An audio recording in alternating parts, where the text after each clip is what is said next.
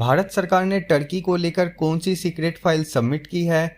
Indus water treaty को suspend करने के बाद चाइना पाकिस्तान की मदद कैसे कर रहा है? पाकिस्तान के लिए पानी का जुगाड़ करने की कोशिश कैसे हो रही है? इसके साथ ही भारत सरकार के एक्शन के बाद बांग्लादेश की टोन में क्या बदलाव आ गया है? और भी बहुत सारी इंपॉर्टेंट अपडेट्स निकल करके आ रही हैं जो कि आपको मेन स्ट्रीम मीडिया के जरिए देखने को नहीं मिलेंगी, इसलिए इस वीडियो को एंड तक जरूर देखिएगा। सबसे पहले बात कर लेते हैं Turkish company Celebi aviation versus government of India के केस के बारे में, जिसकी कल से ही दिल्ली हाईकोर्ट के अंदर पहली सुनवाई थी। पहले दिन सेलेवी एविएशन को रिप्रेजेंट कर रहे थे मूल रोहतागी सर और भारत की तरफ से लड़ रहे थे solicitor general Tushar Mehta sir. कल 19 मई थी इस केस में कोर्ट ने कोई फैसला नहीं सुनाया। दिल्ली हाईकोर्ट ने दोनों पक्षों की दलील सुनी उसके बाद एक टिप्पणी की है जो दिखाता है कि टर्किश कंपनी सेलेवी एविएशन के लिए बुरी खबर ही सामने आ सकती है। सेलेवी एविएशन की तरफ से मुकुल रोहतागी सर ने कहा कि सेलेवी एविएशन कंपनी का ट्रैक रिकॉर्ड पूरी तरह से साफ है इसमें एक भी दाग नहीं है।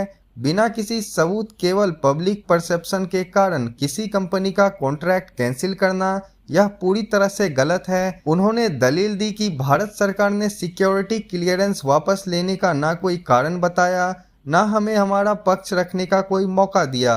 कंपनी के पास इसकी पहले कोई सूचना भी नहीं आई। सरकार ने बस देखा कि कंपनी में टर्किश शेयर होल्डर्स हैं तो अपना फैसला सुना दिया। इसके रिप्लाई में सेंटर को रिप्रेजेंट कर रहे solicitor general Tushar Mehta sir ने कहा कि सेलेवी एविएशन कंपनी एयरपोर्ट्स के ऊपर काफी नाजुक ऑपरेशंस के साथ डील करती है। कंपनी को एयरपोर्ट के कोने कोने के बारे में जानकारी होता है। कंपनी के कर्मचारी जो एयरपोर्ट के ऊपर तैनात होते हैं वह एयरपोर्ट और प्लेन्स के हर एक हिस्से में पहुंच सकते हैं। आज की स्थिति में कंपनी को यह काम देना जोखिम भरा हो सकता है। इन कंपनीज को कार्गो के साथ साथ पैसेंजर्स की भी जानकारी होती है। यह कोई आम मसला नहीं है। हम यहाँ पर सिविल एविएशन, नेशनल सिक्योरिटी और सॉवरेनिटी ऑफ इंडिया से डील कर रहे हैं, जो बहुत ही डेलिकेट यानी कि नाजुक मसला है कि किस कंपनी को सिक्योरिटी क्लियरेंस देनी है, किसको नहीं। यह मिनिस्ट्री ऑफ सिविल एविएशन के अधिकार क्षेत्र में ही आता है और मिनिस्ट्री कभी भी बिना कोई रीजन बताए किसी की भी सिक्योरिटी क्लियरेंस रिमूव नहीं कर सकती है। इसके बाद solicitor general Tushar Mehta sir ने यह भी कहा कि जहां पर नेशनल सिक्योरिटी की बात आ जाती है यानी जहां पर देश की सुरक्षा की बात होती है, वहां पर डॉक्ट्रिन ऑफ प्रोपोर्शनैलिटी इसका इस्तेमाल बिल्कुल नहीं किया जा सकता है। अब यहाँ पर डॉक्ट्रिन ऑफ प्रोपोर्शनैलिटी का मतलब है कि जितना बड़ा थ्रेट उतना बड़ा एक्शन। अगर थ्रेट छोटा हो या फिर चांसेस कम हो तो एक्शन भी सीमित और संतुलित होना चाहिए। लेकिन सॉलिसिटर जनरल ने इस रूल को रिजेक्ट करते हुए कहा कि नेशनल सिक्योरिटी के केसेस में ऐसा बैलेंस मेंटेन करना जरूरी नहीं होता है। अगर देश की सिक्योरिटी का सवाल हो तो सरकार या फिर एजेंसीज को भी ज्यादा स्ट्रिक्ट और एग्रेसिव स्टेप्स लेने पड़ सकते हैं, चाहे वो किसी भी छोटी सी चीज के जवाब में ही क्यों ना हो। जब बात देश की सुरक्षा की आए तो वहां पर सरकार का रिस्पॉन्स किसी भी थ्रेट से ज्यादा बड़ा हो सकता है। Solicitor general Tushar Mehta sir ने कहा कि जो एनिमी होता है वो 10 अटेम्प्ट भी करे उसको उसमें से बस एक ही बार सफल होना होता है। 10 में से एक बार सफल होकर वो हमें बड़ा नुकसान पहुंचा सकता है, लेकिन हमारी जो सिक्योरिटी एजेंसीज होती हैं उनको 10 में से 10 बार ही सक्सेसफुल होना पड़ता है। एक बार फेल होने की भी गुंजाइश नहीं होती है। इसके साथ ही सरकार की तरफ से सिक्योरिटी क्लियरेंस वापस लेने के कारण नहीं बताए जाने पर तुषार मेहता सर ने कोर्ट से कहा कि सिविल एविएशन की सिक्योरिटी देश की सिक्योरिटी के साथ लिंक्ड है, इसलिए सिक्योरिटी क्लियरेंस हटाने के पीछे क्या कारण था उसको कंपनी को नोटिस में बता देना यह हानिकारक हो सकता है, जिससे राष्ट्रीय संप्रभुता और सुरक्षा खतरे में आ सकती है। जब कोर्ट ने यह पूछा कि सरकार को सिक्योरिटी क्लियरेंस से संबंधित ऐसे क्या सीक्रेट इनपुट्स मिले थे कि सेलेवी एविएशन की सिक्योरिटी क्लियरेंस रिमूव कर दी गई, इसके ऊपर तुषार मेहता सर ने कहा कि वह सबके सामने नहीं बता सकते हैं, बल्कि एक सील्ड एनवेलप के अंदर यह सीक्रेट जानकारी कोर्ट को सबमिट कर सकते हैं। जिसके बाद उन्होंने कोर्ट को यह सीक्रेट जानकारी और गोपनीय दस्तावेज जज के सामने पेश किए।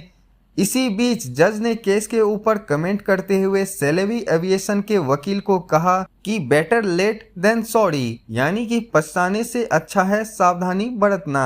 कोर्ट ने इस मसले के ऊपर पहले दिन कोई भी फैसला नहीं सुनाया है। पहले दिन की हियरिंग देखी जाए तो सरकार का पक्ष मजबूत लग रहा है। नेक्स्ट हियरिंग 21 मई यानी कि कल को रखी गई है। एक दिन का समय लिया गया है और भारत सरकार ने जो सील्ड एनवेलपमेंट सिक्योरिटी क्लियरेंस वापस लेने के कारण बताए हैं उनके ऊपर कोर्ट गौर करेगी, लेकिन अब यह देखना होगा कि इस केस में क्या फैसला होता है। कल की प्रोसीडिंग्स को भी हम कवर करेंगे, इसलिए अगर आपने चैनल को अभी तक सब्सक्राइब नहीं किया है तो जल्दी से चैनल को सब्सक्राइब कर लें। अब इस पूरे केस को इंटरनेशनल लेवल के ऊपर भी काफी ज्यादा अटेंशन मिल रही है। टर्किश कंपनी इन्वॉल्व होने के कारण टर्की के न्यूज चैनल्स भी इसको कवर कर रहे हैं। नेक्स्ट अपडेट आ रही है भारत पाकिस्तान को लेकर। न्यूज निकल करके आ रही है कि अटारी वाघा बॉर्डर के ऊपर जो भारत पाकिस्तान के बीच बीटिंग रिट्रीट सेरेमनी होती थी उसको आज से दोबारा शुरू कर दिया गया है। हुसैनीवाला फिरोजपुर बॉर्डर के ऊपर भी यह फ्लैग मीटिंग सेरेमनी होती थी, उसको भी दोबारा से स्टार्ट करने की परमिशन दे दी गई है। हालांकि इस बार की सेरेमनी पहले जैसी नहीं होगी।